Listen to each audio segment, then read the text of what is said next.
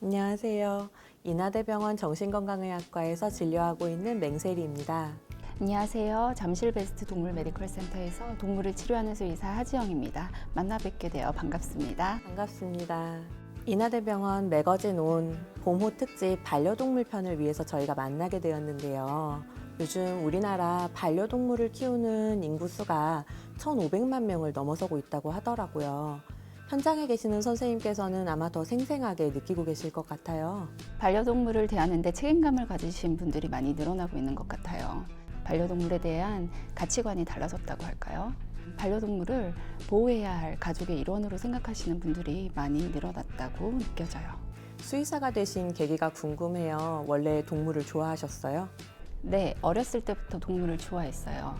특히 작은 생명을 소중하게 다루라는 부모님의 가르침을 받은 것이 직업의 선택에 많은 영향을 주었고요. 아픈 반려동물을 치료하고 소중한 생명을 살리는 것에 보람을 느껴 이 직업을 선택하게 됐습니다. 교수님도 반려동물을 키우고 계신가요? 네. 애기 이름은 뭐예요?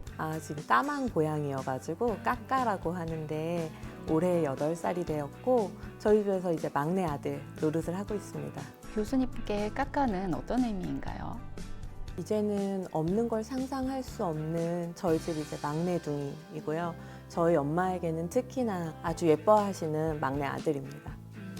저는 사람들을 치료하고 있고 하지영 선생님께서는 동물들을 치료하고 계시는데 저희에게 공통점 혹은 다른 점이 있을까요? 의사들의 일과는 자세히 모르지만 입원한 환자의 상태 확인과 처치로 하루를 시작하고 여러 가지 질병으로 내원하는 반려동물을 치료하느라 하루 종일 바쁜 건 비슷할 것 같아요. 또 의사분들과 마찬가지로 수의사들은 평생 공부를 해야 한다는 얘기를 서로 나누기도 하는데요. 그래서 진료가 끝난 후에도 세미나나 연구를 통해서 계속 실력을 높이기 위해 노력한다는 점에서 통하는 점이 있을 것 같아요. 엄청 바쁜 하루를 보내실 것 같아요. 어떤 환자를 받느냐는 조금 다르지만 생명을 살린다는 가치는 저희가 비슷한 점이 있을 것 같습니다. 네, 맞습니다, 교수님. 교수님께서는 반려동물과의 상호작용이 인간에게 어떤 영향을 미친다고 생각하세요? 오랜 세월 함께 지낸 반려동물을 잃은 상실감으로 병원을 찾는 보호자들도 있을 것 같은데요. 직접적으로 반려동물을 잃은 상실감 때문에 저를 찾아오신 분은 없었어요. 그런데 여러 가지 상황 때문에 힘들어 하시던 와중에 반려동물이 암 진단을 받고 또 무지개 다리를 건너기까지의 과정을 겪으시면서 우울감과 애도의 과정을 경험하셨던 분을 옆에서 지켜봤던 적은 있었습니다. 이번에 제 반려동물도 처음으로 시니어 사료를 선택하게 되었거든요. 그러면서 이 반려동물의 노화에 대해서 생각을 많이 하게 되었고 노화와 죽음, 질병에 대해서 고민하게 되면서 저도 간접적으로 이런 경험을 하게 된 것 같아요. 그러나 한편으로는 반려동물의 존재가 인간에게 여러 가지 긍정적인 상호작용을 하는 것 같습니다. 가장 잘 알려진 내용으로는 반려동물의 존재가 인간의 스트레스를 줄여주고 건강도 좋아지게 해준다는 결과가 있습니다. 반려동물이 곁에 있으면 실제로 심박수가 낮아진다거나 혈압이 낮아지는 효과도 있다고 해요. 그리고 반려동물과 교감을 할 때 인간의 뇌에서는 옥시토신이라고 하는 호르몬이 나온다고 하는데요. 이 옥시토신은 실제로 인간이 출산을 할 때 출산을 도와주는 호르몬입니다. 그리고 신기하게도 이 갓 태어난 아기와 엄마의 교감이 늘어날수록 옥시토신의 분비가 증가한다고 알려져 있죠. 그래서 이 반려동물과의 교감은 어쩌면 아이를 키우는 엄마의 무한한 사랑의 감정, 이런 것들을 경험하도록 도와주는 것 같습니다. 반대로 옥시토신은 우리가 스트레스를 받을 때 나오는 콜티졸이라고 하는 호르몬의 분비를 억제하게 되는데 이러한 점에서 생각해보면 반려동물의 존재가 인간의 행복한 감정을 느끼게 하는 데 있어서 많은 역할을 하는 것 같습니다. 맞아요. 모든 사람들은 한 개체로서 심리적으로 빈 공간이 있는 것 같아요. 그 누구든 완벽한 충만함을 느끼고 살 순 없죠.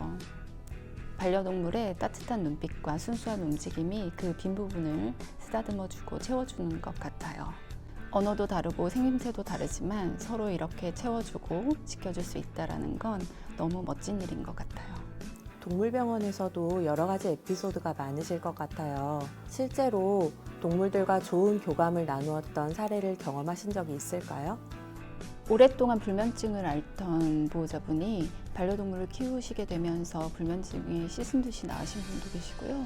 사업 실패로 힘든 시간을 보내고 계시다가 반려동물을 키우게 되면서 그 힘으로 극복하신 분도 계세요. 물론 반려동물이 행복한 것만 주면 좋겠지만 불행히도 그렇지 않은 경우도 있어요. 상상을 초월하는 잔인함으로 학대받거나 버려지는 반려동물이 늘어나고 있는데요. 그 이유는 어떤 걸까요?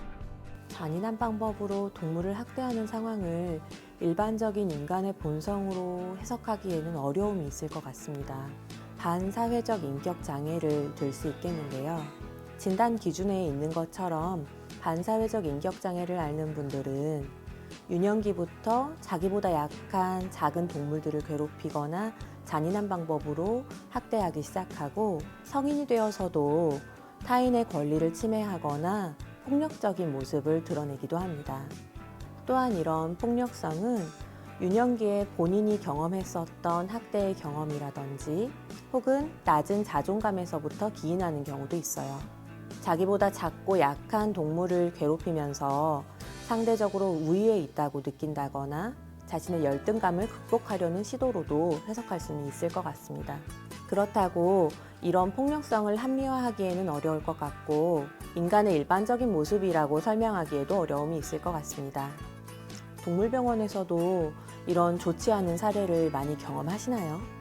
네, 술 취한 아버지가 골프채로 강아지를 때려서 두개골 골절로 응급실을 내원한 아이가 있었는데요.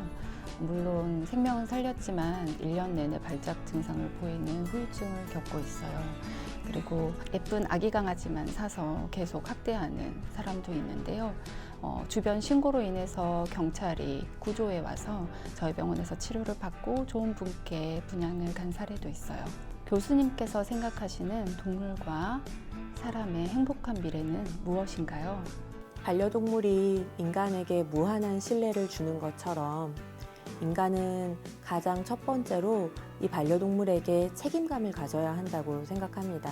이런 이야기를 할 때 제 머릿속에 항상 떠오르는 인상 깊은 장면이 있어요. 예전에 공익 광고에서 본 것 같은데 행복한 가족이 있었고 부모로 보이는 어른들이 아이의 손을 잡고 어느 날 차를 타고 외출을 합니다.